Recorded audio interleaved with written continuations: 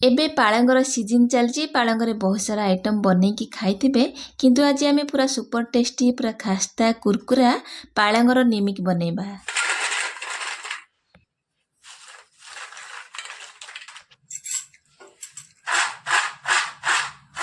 Eighty sound शुणु ये केते क्रिस्पी बनी एमती जदि बहुत दिन पर्यंत स्टोर कर रखिबे ये एमती ही क्रिस्पी रहिबो आ पूरा कुरकुरा रहिबो। ସେଥିପାଇଁ ଭିଡ଼ିଓକୁ ସମ୍ପୂର୍ଣ୍ଣ ଦେଖନ୍ତୁ। ଯଦି ପସନ୍ଦ ଆସିବ ଲାଇକ୍ କମେଣ୍ଟ ସେୟାର କରିନେବେ। ଚ୍ୟାନେଲରେ ନୂଆ ଥିଲେ ଚ୍ୟାନେଲକୁ ସବସ୍କ୍ରାଇବ୍ କରିନେବେ। ଆଉ ଫେସବୁକ୍ ପେଜରେ ଦେଖୁଥିଲେ ପ୍ଲିଜ୍ ଫେସବୁକ୍ ପେଜକୁ ମଧ୍ୟ ଫଲୋ କରିନେବେ। ଆଜିର এই ସୁପର ଟେଷ୍ଟି ପୁରା କ୍ରିସ୍ପି ପାଳଙ୍ଗ ନିମିକି ପୁରା ଛୋଟ ଛୋଟ ଟିପ୍ସ ଏଥିରେ ସେୟାର କରିଛି। ଭିଡ଼ିଓକୁ ସମ୍ପୂର୍ଣ୍ଣ ଦେଖିଲେ ହିଁ ଜାଣିପାରିବେ। ଆଜିର এই ପାଳଙ୍ଗ ନିମିକି ବନେଇବା ପାଇଁ ମୁଁ ଏଠି ଗୋଟେ ଗିନା ମଇଦା ନେଇଛି। ଆପଣ ଚାହିଁଲେ ଅଟାରେ ମଧ୍ୟ ବନେଇ ପାରିବେ, କିନ୍ତୁ ମଇଦାରେ ନିମିକିଟା ଟିକେ ଅଧିକ ସ୍ୱାଦିଷ୍ଟ ଲାଗେ ଖାଇବା ପାଇଁ, ସେଥିପାଇଁ ମୁଁ ମଇଦାକୁ ଆଡ଼୍ କରିଛି। ଏଠି ଗୋଟେ ଗିନା ମୁଁ ମଇଦା ନେଇଛି, ପାଖାପାଖି 400 ଗ୍ରାମ ହେବ। ତା ଦେହରେ ଭଲ ଫ୍ଲେଭର ପାଇଁ 1.5 ଚାମଚ ପାଖାପାଖି ଆମେ କଳା ଜିରାକୁ ଆଡ଼୍ କରିବା, କାହିଁକିନା କଳା ଜିରାରେ ହିଁ ନିମିକିର ଟେଷ୍ଟ ବହୁତ ବଢ଼ିଆ ଲାଗେ। ସ୍ୱାଦ ଅନୁସାରେ ଅଳ୍ପ କିଛି ଲୁଣ ଦେବା। ପୁରା ଖାସ୍ତା ବନେଇବା ପାଇଁ এই ଛୋଟ ଡଙ୍କିରେ ମୁଁ 1 ଚାମଚରୁ ଟିକେ ଅଧିକ ରିଫାଇନ୍ ତେଲ ଆଡ଼୍ କରିଛି, ମାନେ ଛୋଟ ଚାମଚରେ 4ରୁ 5 ଚାମଚ ରିଫାଇନ୍ ତେଲ ହେବ।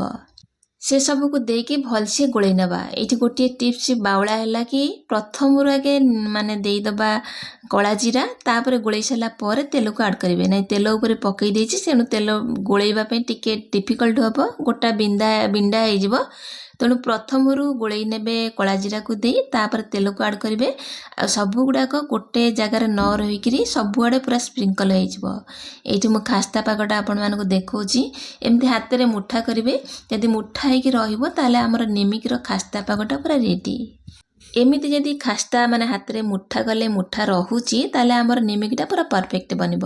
ଆକୁ ସାଇଡ଼୍ କରିନେବା। ଯେହେତୁ ଆମେ ପାଳଙ୍ଗର ନିମିକି ବନେଇବା, ସେଥିପାଇଁ ମୁଁ ଏଠି କିଛି ଫ୍ରେଶ୍ ପାଳଙ୍ଗ ଶାଗ ନେଇଛି। ପ୍ରଥମରୁ 2-3 ଥର ଭଲସେ ଧୋଇଛି, ମାନେ ଚେକ୍ କରି ନେଇଛି ପୋକ କାଳେ ଥିବ। ତାକୁ 2-3 ଥର ଧୋଇ ଆଣିଲା ପରେ ଆକୁ ପୁରା ଛୋଟ ଛୋଟ କରି କାଟି ନେବା। ଏମିତିରେ ନିମିକି ଖାଇବାକୁ ସମସ୍ତଙ୍କୁ ବହୁତ ପସନ୍ଦ ଆସେ, କିନ୍ତୁ ଯେତେବେଳେ ବେଳେବେଳେ ହାର୍ଡ଼ ହେଇଯାଏ, କେତେବେଳେ ଖାଇବା ପାଇଁ କ୍ରିସ୍ପିନେସ୍ ଆସେ ନାହିଁ। ଏଇଠି ଦେଖନ୍ତୁ ପାଳଙ୍ଗ ଶାଗକୁ ମୁଁ ଛୋଟ ଛୋଟ କରି କାଟି ନେଉଛି। ଆପଣମାନେ ବହୁତ ଫ୍ଲେଭରର ପାଳଙ୍ଗ ଶାଗ ନ ଦେଇକି ବନେଇକି ଖାଇଥିବେ, ଥରେ ପାଳଙ୍ଗ ଶାଗ ଦେଇକି ନିମିକି ବନାନ୍ତୁ। କଲରଫୁଲ୍ ଲାଗିବା ସହିତ ବହୁତ ସ୍ୱାଦିଷ୍ଟ ମଧ୍ୟ ଲାଗିବ। ଏଠି ପାଳଙ୍ଗ ଶାଗକୁ ପୁରା ଛୋଟ ଛୋଟ କରି କାଟି ନେଇଛି। ଏଠି ଗୋଟେ ମିକ୍ସି ଜାର୍ ନେଇଛି, ଆଉ ସେଇ ମିକ୍ସି ଜାର୍ରେ ପାଳଙ୍ଗ ଶାଗକୁ ଆମେ ଆଡ଼୍ କରିନେବା। ଏଥିରେ ମୁଁ ଟିକେ ଭଲ କଲର୍ ପାଇଁ ଅଧ ପିଞ୍ଚରୁ ଟିକେ ଅଧିକ ଦେଇଛି ମାନେ କଲର୍, ଫୁଡ଼୍ କଲର୍। ଆପଣ ଚାହିଁଲେ এই ଫୁଡ଼୍ କଲର୍ଟାକୁ ସ୍କିପ୍ କରିବେ, କାହିଁକିନା ପାଳଙ୍ଗ ଶାଗରେ ଏମିତି ନ୍ୟାଚୁରାଲ୍ ଭଲ କଲର୍ ଆସିବନି। ଯେହେତୁ ଆମେ ଟିକେ ଫୁଡ଼୍ କଲର୍ ଦେଇଦେବା, ଆମର ପୁରା ଗ୍ରୀନ୍ ହେଇଯିବ ପାଳଙ୍ଗର ନିମିକିଟା। ଅପସନାଲ୍ ଅଛି, ଆପଣ ଚାହିଁଲେ ପକେଇ ପାରିବେ, ନାଇଁ ତ ସ୍କିପ୍ ମଧ୍ୟ କରିପାରିବେ। ଅଳ୍ପ ପାଣି ଦେଇକି ପୁରା ଚିକ୍କଣ କରି ପେଷ୍ଟ କରି ଆଣିଛି। ଏପଟେ ଖାସ୍ତା ପାଗ କରି ରଖିଥିଲେ, ସେଥିରେ ବଟାକୁ ଦେଇଦେବା। ତାପରେ ଅଳ୍ପ କିଛି ପାଣିକି ଧୋଇକିରି ଆଧିରେ ଆଡ଼୍ କରିବା। ଏକା ସାଥିରେ ସବୁ ପାଣି ଦେବାନି, ଅଳ୍ପ ଅଳ୍ପ କରି ପାଣିକି ଆଡ଼୍ କରିବା, କାହିଁକିନା ଆମର ଏଇ ଡୋଟା ପୁରା ହାର୍ଡ଼ ରହିବ। ନହେଲେ ବେଲିଲା ବେଳେ ଯଦି ପଟାରେ ଲାଗିଯିବ, ଆମର ନିମିକିଟା ପୁରା ପରଫେକ୍ଟ ବନିବନି। ଏଇଠି ମୁଁ ଆସ୍ତେ ଆସ୍ତେ କରି ସବୁଗୁଡ଼ାକ ପାଳଙ୍ଗ ଶାଗ ସହିତ ମିଶାଇକି ଗୋଳେଇ ନେଉଛି। ସାଧାରଣ ଆମେ ଯେମିତି ନର୍ମାଲି ରୁଟି ବନାନ୍ତି, ତାଠୁ ଟିକେ ହାର୍ଡ଼ ହେବ, ନହେଲେ ଆମର ପାଳଙ୍ଗ ମାନେ ନିମିକିଟା ପରଫେକ୍ଟ ବନିବନି। ଏଇଠି ଚକଡ଼ିକି ଗୋଟେ ଜାଗାରେ ମୁଁ ଜମା କରି ନେଇଛି, ଟିକେ ହାର୍ଡ଼ କରିଛି। ତାକୁ କଭର ଦେଇଦେବା, 5-10 ମିନିଟ୍ ପର୍ଯ୍ୟନ୍ତ ରେଷ୍ଟ କରିବା, ଯାହାଫଳରେ ସେ ଅଳ୍ପ କିଛି ପାଣି ଥିବ ଆବଜର୍ଭ କରି ନେଇଯିବ, ପୁରା ସେଟ୍ ହେଇଯିବ। 10 ମିନିଟ୍ ପରେ ମୁଁ ଆକୁ ଛୋଟ ଛୋଟ କରି ଗୋଲ କରିନେଉଛି। ଆକୁ ଯେତେ ଛୋଟ ଗୋଲ କରିବେ ଆପଣଙ୍କର ନିମିକିଟା ପୁରା ପରଫେକ୍ଟ ବନିବ, କାହିଁକିନା ବେଲିଲା ବେଳେ ଆମକୁ ଯେମିତି ବହୁତ ଅସୁବିଧା ନ ହୁଏ। ସେଥିପାଇଁ ମୁଁ 3ଟା ଗୋଲା କରିଛି। ଆପଣ ଚାହିଁଲେ 5ରୁ 6ଟା ଛୋଟ ଛୋଟ ଗୋଲା କରିକିରି ନିମିକି ବନେଇ ପାରିବେ।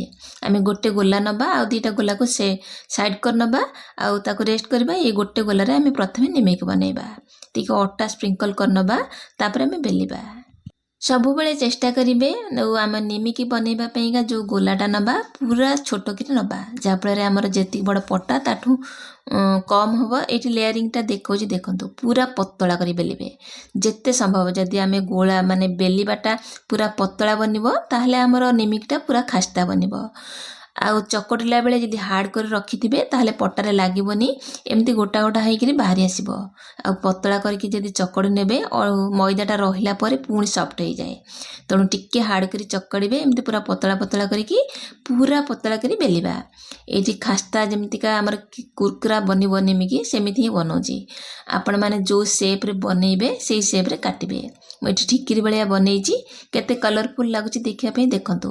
ଏତିକି ପତଳା ପୁରା ବେଲିବେ, ଯେତେ ପତଳା ବେଲିବେ ଆମର ନିମିକିଟା ପୁରା ଖାସ୍ତା ବନିବ ଆଉ କୁରକୁରା ରହିବ, ବହୁତ ଦିନ ପର୍ଯ୍ୟନ୍ତ ଏମିତି ଷ୍ଟୋର କରି ରଖିପାରିବେ। ପ୍ରଥମରୁ ମୁଁ ଅଳ୍ପ କିଛି ନିମିକି ଛାଣି ନେଇଛି ଏଇ ବଳକା ତେଲରେ, ଏଇଠି ଦେଖାଉଛି। ଏହାକୁ ଆମେ ପକେଇ ନେବା ଆଉ ଗ୍ୟାସର ଫ୍ଲେମ୍କୁ ହାଇ ରଖିବା। ପ୍ରଥମେ ଦେଖନ୍ତୁ କେତେ ବବଲ୍ସ ଆସୁଛି। ବବଲ୍ସ ଗୁଡ଼ାକ କମିଗଲା ପରେ ଆମେ ଯାଇକି ଡଙ୍କି ବା ସ୍ପାଚୁଲାର ମାରିବା। ଏଠି ଦେଖନ୍ତୁ ବବଲ୍ସ କମିଗଲାଣି। ତାପରେ ଆମେ ତା ଦେହରେ ଡଙ୍କି ସାହାଯ୍ୟରେ ଏପଟ ସେପଟ କରିନେବା। ଯଦି ଗ୍ୟାସର ଫ୍ଲେମ୍ ହାଇ ରହିବ, ପତଳା ବେଲା ହେଇଥିବ, ଆପଣଙ୍କ ନିମିକିଟା ଏମିତି ପୁରା କୁରକୁରା ବନିବ। ଏଠି ଟିକେ କଲର୍ ଚେଞ୍ଜ ହେଇଗଲାଣି, ଆକୁ ଆମେ କାଢ଼ି ନେବା। ଯଦି ପୁରା କଲରଫୁଲ୍ ରଖିବାକୁ ଚାହୁଁଥିବେ ତାହେଲେ ଏମିତି ବନେଇ ପାରିବେ। ଏଇଠି ଆମର ପୁରା ସୁପର ଟେଷ୍ଟି ସମସ୍ତଙ୍କର ଫେଭରାଇଟ୍ ପାଳଙ୍ଗ ନିମିକି ପୁରା ରେଡ଼ି। ଆପଣମାନେ ଥରେ ଏଇ ପ୍ରୋସେସ୍ରେ ବନାନ୍ତୁ। ଆଜିର ରେସିପି ଆପଣମାନଙ୍କୁ କେମିତି ଲାଗିଲା କମେଣ୍ଟ ସେକ୍ସନରେ ସିଓର ଜଣାଇବେ।